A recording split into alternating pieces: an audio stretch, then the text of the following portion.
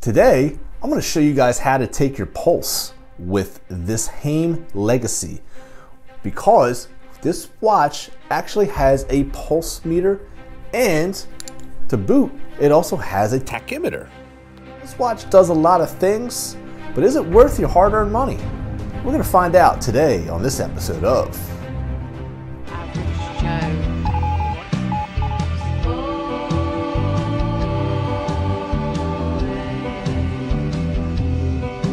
Time. Kind of one.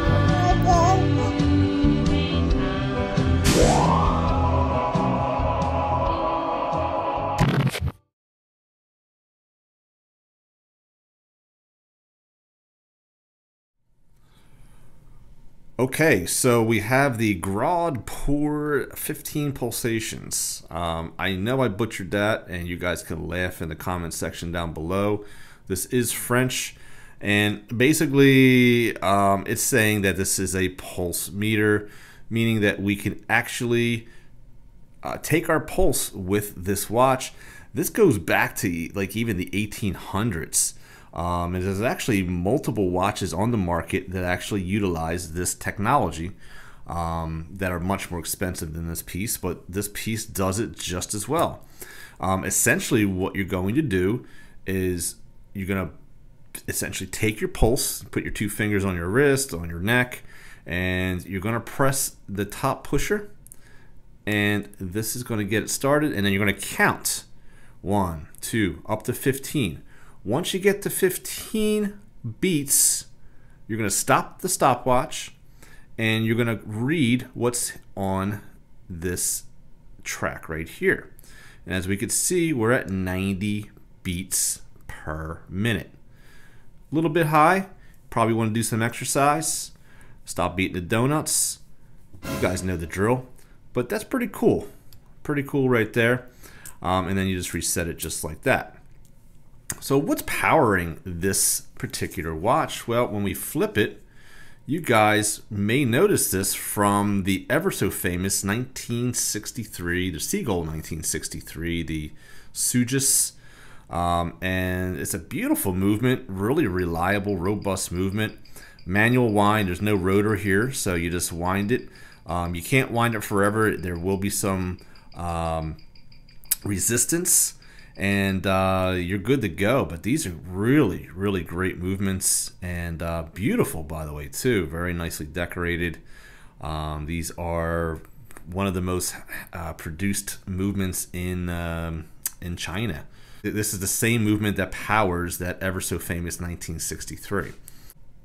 And we actually have a tachymeter at the top as well. So we have actually a couple of different ways that we can measure different aspects in life. So that's really, really cool. So we take a look at some of the aspects of this watch, and we see really nice brushing. We see some polishing on the bezel. And we can give you some I'll give you some dimensions here. We actually have a 39.5 millimeter case diameter. We're at 47 lug to lug. We're at 13 millimeters thick, and we actually have a very nice 20 millimeter in width, which you can fit a bunch of straps to that. Unlike a Tissot that I have, that actually is a 21 millimeter. I don't know why companies do that, so I'm glad that this one is a even number where you can definitely get yourself some straps if you like. This one is actually really, really nice, actually. This one is a ox blood and kind of like an ox blood and brown combination. Beautiful buckle here with the HAIM branding there. I really like how it's done, very classy.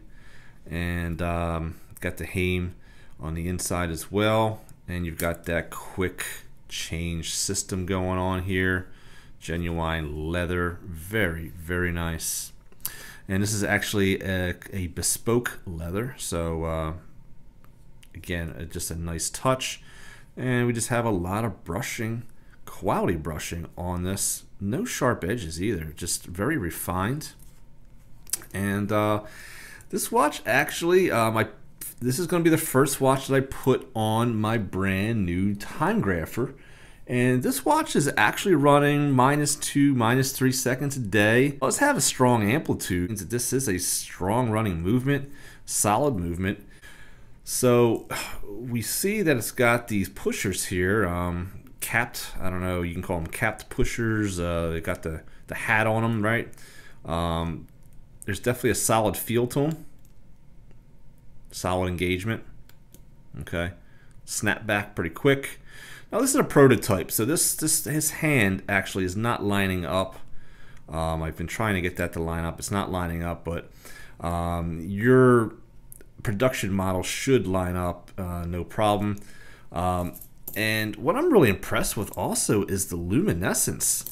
Now you've got the BGW9 on the handset, and then you get the C3 on the numerals and also all the indices. I want to show you a loom shot here. I was actually surprised and impressed by this loom because I would consider this a dress watch, and dress watches don't typically have loom, but even if they did have loom, it's very little. And this one actually has good loom that lasts a surprising amount of time. So well done there as well. So I'm going to show this to you on the wrist, and then we're going to flip the camera around for some final thoughts. Alright, so here is the watch on my 7-inch wrist. As I said, it's a 39.5mm watch, and you know, it's a very classic size, and it fits very, very nicely, considering you got that 47 lug to lug, and it's not too thick. It's just it's a very nice looking watch. So I want to flip the camera around and give you guys some final thoughts. Alright, so the HAIM Legacy, this thing takes your pulse. It actually calculates speed with the tachymeter. It's got that beautiful copper salmon dial. It's got the thermal blued hands, which you don't typically find in a watch at this price point. You usually find that in the luxury watch category. Beautiful, beautiful seagull movement, which is very reliable. I mean, there's a lot to like about this watch, including the luminescence. You've got the C3 and the BGW9. The finishing on this is actually absolutely superb, and there's not much for me to even knock on. I mean, the numbers on the pulsometer or the pulsometer are a bit small, but who's really going to use it for that? I mean, it's kind of more of a you know, an icebreaker or you know, kind of a party trick, but most people aren't going to use it for that. So I mean, if that's one of the few things that I have to say about it, I think you guys are doing really well with this watch, and you know, it's a bit thick to be a dress piece, but I don't think that they're really gearing this for a full-on dress piece. This is really even a jeans and t-shirt type of watch, but it's got a lot of class, so you can totally dress this up, but you might have a little bit of difficulty fitting this under a cuff being at 13mm in thickness. So you know, water resistance at 330, you know, because it's on a leather strap and it's not really meant for water sports, just put your diver on or put your Casio on. This watch is really not for that, but there's a lot to like about this watch, and I'm having a really hard time giving it any kind of knocks. The chronograph hand does not line up at the 12, but I think that's just because this is a prototype. So I mean, if I'm going to knock it, I'm going to have to knock it for what I see here today, which is that. But I can guarantee you that when you get your watch, it will be the production version and it will line up. So I'm struggling here, guys. I'm struggling to really pick any negatives of this watch. So that's a good problem to have. Nice job from the HAIM Watch Company. And these can actually be available to you in March of 2022. So definitely get on the list, get on their website. I'll put it down below. That's my 2 cents. And I actually have 2 cents. You guys can keep the change, and always remember that there's always time to be kind to one another. Please take care of each other, and I'll see you guys next time on Average Joe Watch Reviews. God bless, my friends.